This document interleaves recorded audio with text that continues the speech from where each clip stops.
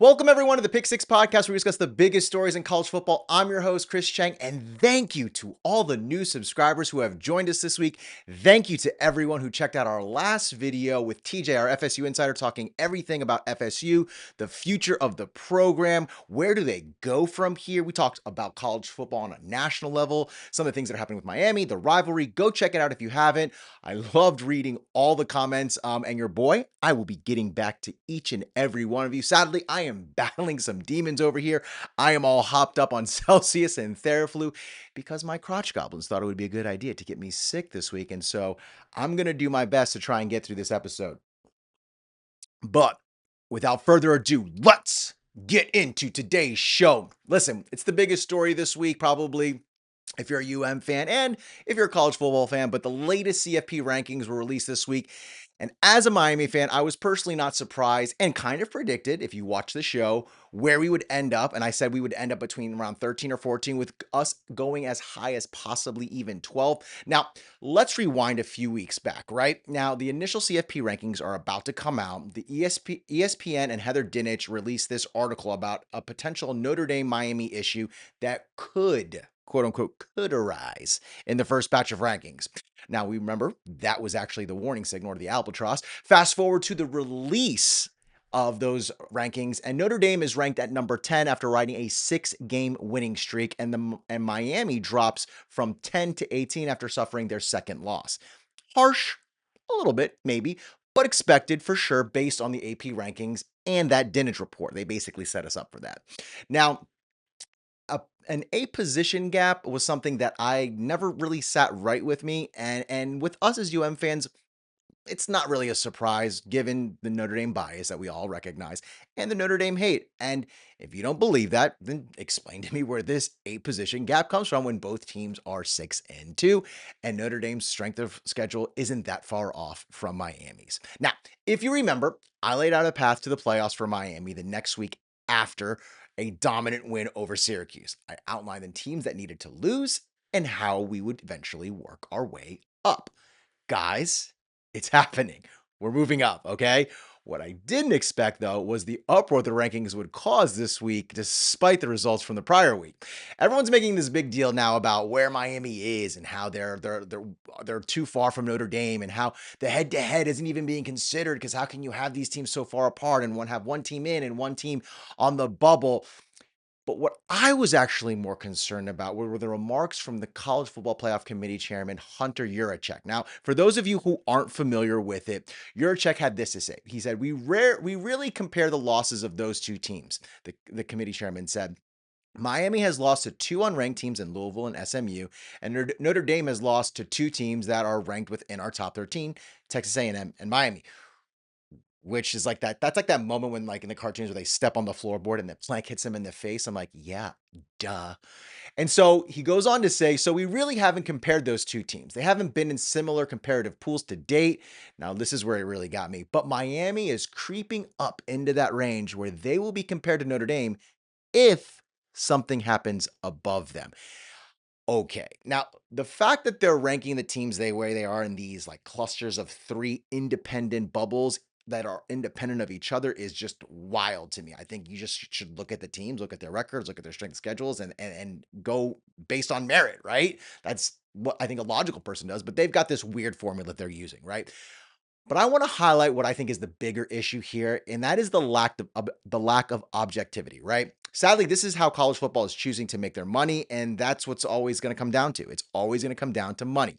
Now, they could easily create a system, in my opinion, that is based on record, but then you don't have a committee to pay or to give money to, and then you would be eliminating these manufactured drama stories. I mean, because today it's Miami, 2 years ago it was FSU, and I'm sure next year it will be another program. That's what these committees are basically doing.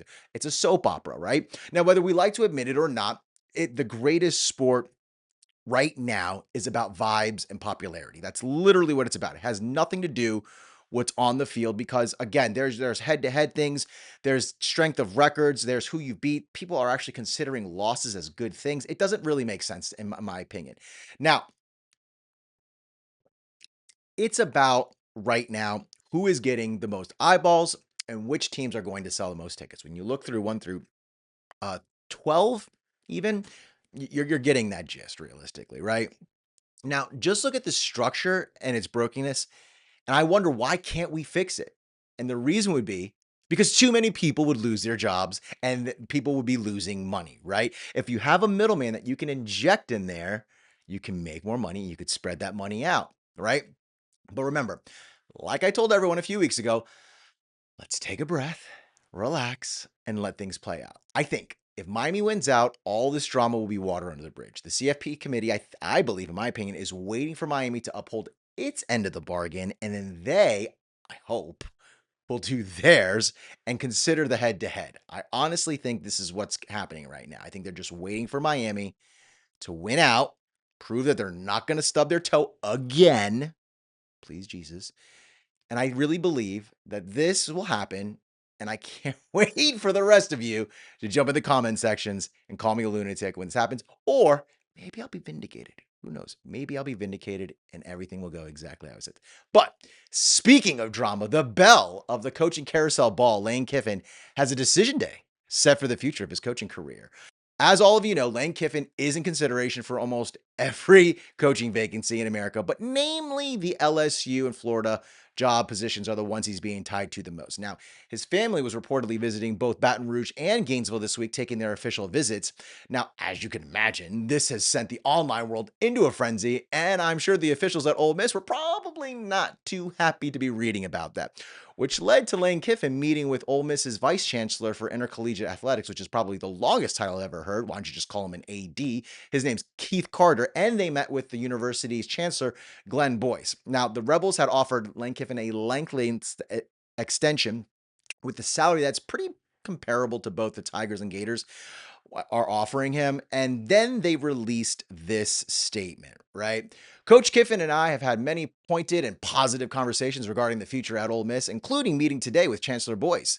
Carter posted, while we discuss the next steps, we know that we cannot lose sight of what the most important, our sixth ranked team, blah, blah, blah, blah, blah. You can go on. You can read it here, there. You can just read all of this, right? You can pause the video, read it. But they finished to say, an announcement on Coach Kiffin's future is expected Saturday following the game.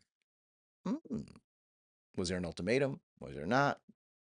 Who knows? Now, not only are media pundits like Paul Feinbaum ripping the administration for releasing this, but so are some Ole Miss fans. Well, not some, a lot, with one already throwing the towel in saying, cut ties, man, cut this guy loose like Saban did, right? Another fan said, maybe this is a disgrace for him to be dragging the school and fans out like this. You can go online and I'm sure you could probably find 1,000 other comments on message boards and on Twitter or X, whatever the hell we're calling it nowadays, going in on this. Listen, I don't think anyone knows for sure what Lane's going to do. Frankly, I don't even think Lane knows what he's going to do. Now, if you've watched the documentary that was released this year about him and Ole Miss, you can make a very, very easy argument saying, hey, he's going to stay. You have to see what he's saying about Ole Miss, how he's changed, how he's evolved, how he's matured. He's not the same Lane. Fair, and I would agree with that. I could also see him leaving too. I mean, do I think he can win a championship at Ole Miss? Maybe. But you and I both know those chances drastically jump up if he jumps ship and goes to either LSU or Florida.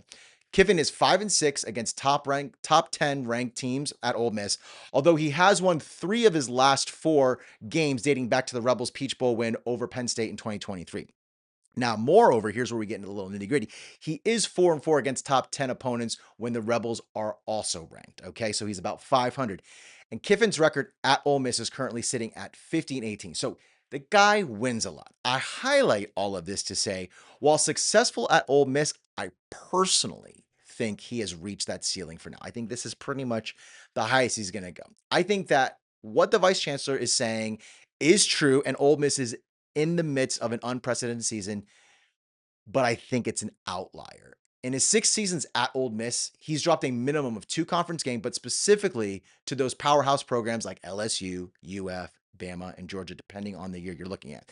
And I'm not sure if he can continue to portal in enough talent to compete regularly with those programs, because that's basically Lane Kiffin's bread and butter. It's not like he's recruiting the high school ranks. He's not filling in those trenches with a lot of high school students.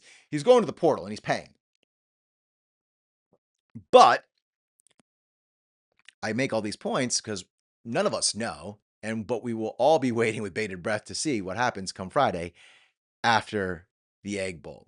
Now, while one coach's future is up in the air, another one is pretty safe and secure, probably one of the most secure positions right now in all of college football. Former Penn State head coach James Franklin reaching a deal with the Virginia Tech Hokies. The Hokies are introduced Franklin as their next head coach on Thursday at a pep rally. Franklin's new contract with Virginia Tech will net the former Penn State coach at least $41 million over the next 5 years. Now, you'll remember Virginia Tech approved an increase to its total athletes budget of $229 million over the next 4 years back in September. So they've really committed about $9.5 million to Franklin's staff of assistants and another $6 million for supplemental staff, proving they are truly ready to compete again and want to be perennial powerhouses in the ACC. Now, personally, I think this is a home run hire for the Hokies and a perfect landing spot for Franklin. I think Virginia Tech needed to make a splash hire and get in a quality candidate for the sake of their program. Because, I mean, that thing was on life support. I mean, nothing against Brent Pry, but that program was. Now, it's been 6 years since they've been bowl eligible, and to say that Tech has faded from the national picture would be gracious. I mean, they honestly haven't even competed in the ACC recently. So I think at a minimum, this will inject the program with life that can maybe get it back to being competitive, right? Nationally. Now, as for Franklin, I think this is the best fit as the pressure to win is insignificant at Virginia Tech compared to what it was facing at Penn State. Now, that's not to say that Virginia Tech is this pushover program that will settle for 9 or 10 wins every year, but I think that's a fan base that would be happy with just some stability and a side of hope with that. You know what I mean? I think the things that plagued Franklin at his former stop will be easily achievable at Virginia Tech, namely beating conference rivals, and making that program competitive, right? And I think he will achieve both of those things. Will he be CFP potential? Probably not. As a matter of definitely, absolutely not in his first year. I think it's going to take him probably at least 2 or 3 years, but I think after that, we're going to see, I think, a very similar trajectory that we at Miami are seeing with Mario Cristobal. Now, the difference in the two coaches is one wins all the games he's supposed to, and the other really doesn't. But I think Franklin, like I said, will get the Hokies to at least 9 to 10 wins after his first or second season. I think when you look at their schedules, they're very, very manageable, especially their out of conference ones that they like to schedule. I also think with 9 or 10 wins consistently, you sprinkle in a little bowl wins here or there, maybe flirt with the CFP every other year. We could see Franklin having a career very similar to Frank Beamer, and he could actually end up retiring there, which is what I think was a major selling point for him. I think the stability that he could achieve at Virginia Tech was very alluring. I think the path to getting to the playoffs was probably the easiest, going through the ACC. And again, Virginia Tech, while not perennial powerhouse program like an Ohio State, has had success in the ACC. About 10 years ago, they did compete for a national championship in the early 2000s. So maybe he can get them back to that. But I think they'd still be, like I said, happy with 9 to 10 wins each season, maybe competing for the ACC, maybe flirting with top 15 every year, right? But we will see. So with that said, that's probably all the good news that I think Virginia Tech is going to have this week, as the 13th ranked Miami Hurricanes will be storming their way into Blacksburg come Saturday. Well, they're actually probably already there now. Miami's a heavy favorite by 17.5 points. Now, offensively, sorry guys, Virginia Tech is very, very one-dimensional. They struggle to throw the ball, ranking at 117th. Remember, there's only 136 teams. And they lost their number 2 wide receiver in Donovan Green, who just basically chalked up the deuces and said, I'm out of here. Y'all are so terrible. Virginia Tech does prefer to run the ball, but through the legs of Kyron Drones the most, averaging about 187 yards a game, which is 34th in the country. Now, they don't do that much better with when they're scoring at 100, ranked at 100 in scoring. Not that great. On the other side of the ball, defense, bigger mess. Virginia Tech secondary is really, really bad, ranking at 68th, allowing 218 yards a game through the air. Their front seven are even worse, coming in at 85th, allowing 156 yards a game on the ground. And Virginia Tech, here's a crazy stat that I found. Virginia Tech is 129th in FBS in red zone defense, allowing opponents to score on 93% of trips. You put that against Miami, whose red zone offense ranks 15th in the country, scoring on 93% of red zone opportunities. In other words, if Miami gets in the red zone, they are almost definitely scoring. Now, Miami does have a few players banged up in the secondary with Keontae Scott out and OJ Federico still listed as questionable. I think he was just upgraded before I started filming this to probable, but I'm going to list him as questionable. The defense has some other key injuries like David Blade that could impact the game. We could see, though, however, the return of wide receiver CJ Daniels and running back Mark Fletcher, but I expect both of them to be in limited roles this week. I think, again, guys, keys to victory, same as the last 2 weeks. Start out fast, limit penalties, dominate the lines of scrimmage, create pressure for Kyron Jones, set those edges, don't let him run because especially this team, if we thought CJ Bailey was going to be a threat on his feet, Kyron Jones is that doubly. So you basically just got to stop Kyron Jones and the game's over. I could also Virginia Tech, I think, is in like 120th in penalties. So this is a very undisciplined team. They've already lost their coach. They're rocking with an interim coach right now. I see Miami winning this huge, big 42-10, if not higher. If it's not, it's going to be bad news bears. I also see quite a few picks or turnovers, at least at a minimum, coming out of this game. I think we're going to look good. I think we're going to be moving up. We shall see. But to move up, there are some games we need to watch this week. Our week 13 games that we'll be watching, the first one, number one, we will be looking at number 22, Missouri, going to number 8, Oklahoma. We need Mizzou to win, or we need this game to be played close so that Oklahoma doesn't look that great. You know, ideally, I would love a Missouri upset, but don't think that's going to happen with Prbula still out. But crazier things have happened, but we are cheering for the Tigers. Next, we move over to Louisville taking on SMU. We need Louisville to win to create some more ACC chaos that could potentially backdoor us into the ACC championship should we not move up. So we are cheering again for the Cardinals because they have basically been eliminated from ACC play. And we need SMU to take one more loss either this week or next week, or ideally both, for us to get into the ACC championship. Next, we're looking at number 15, USC, going to Eugene to take on number 7, Oregon. This is kind of a toss-up game that could go either way for us. It's really tough in the sense that if USC wins, it could knock out Oregon and keep them from the college football playoffs. Maybe they drop to 13 or 12, stay ahead of us. I don't know.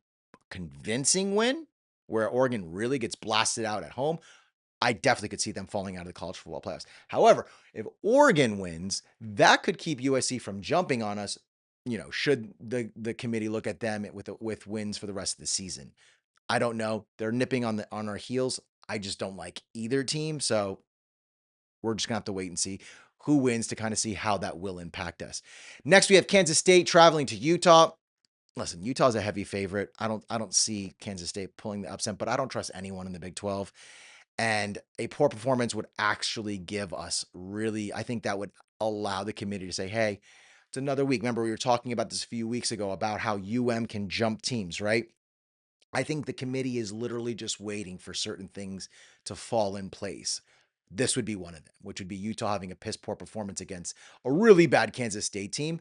And again, even if Utah wins in a close one, I definitely see us jumping them. Next, we've got Pittsburgh going to Atlanta, take on number 16, Georgia Tech. We need Pitt to win this game to make next week's game look even better. Give us an outside shot again at that ACC championship. Also, again, a loss for Georgia Tech would absolutely keep them out of the college football playoffs no matter what happens. I mean, barring winning the ACC, but again, crazier things have happened, but we're cheering for Pittsburgh. And then the last game we are looking at is number 11, BYU, traveling to unranked Cincinnati, who was ranked last week, but they keep dropping the ball. Again, Big 12 stuff. We need Cincinnati to win to knock out BYU for good out of the college football playoffs. This could happen because this could be a very close game. Cincinnati's played really well, especially at home. Nearly beat Nebraska earlier in the season. They're a pretty decent team. They were at one point considered to be competitive in the Big 12. Not so much anymore, but we'll see. I'm going for Cincy. Hopefully, hopefully they win this game, and then again, guys, we can make our way into the playoffs. Make that discussion a lot easier. Well, guys, we have made it. We have got another one in the books. I am almost done with my Theraflu, guys. Thank you all for watching. Until next week, until the next episode, be good, y'all. Win the weekend. And as always, go Canes.